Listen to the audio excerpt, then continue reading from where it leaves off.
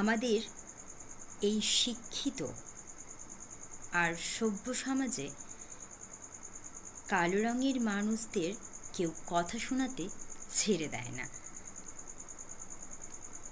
আমরা বেশিরভাগ মানুষরাই তাদের গায়ের রঙের জন্য কথা শোনায়।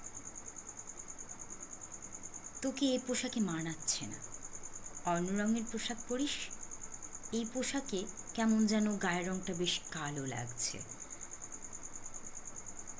যখন কোনো বাবা মার ঘরে কালো রঙের ছেলে মেয়ে আসে হয়, তখন তাদেরকেও শুনতে হয় যে বাচ্চাটা এত কালো হয়েছে।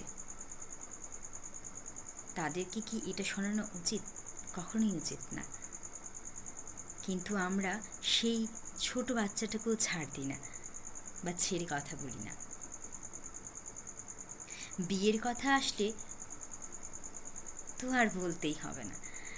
বিয়ের কথা আসলে শুনতেই হয় মেয়েদেরকে, এ মেয়েকে আবার কে বিয়ে করবে এত কালো?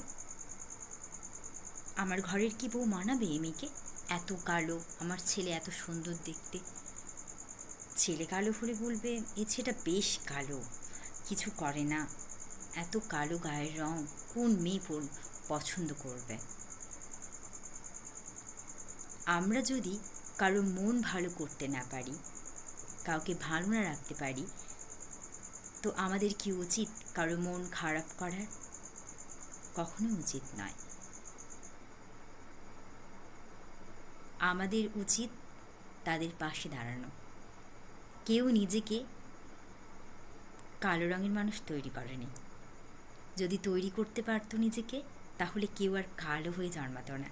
সবাই নিজেকে খুব সুন্দর মানুষ হিসেবে তৈরি করত। ফর্সা,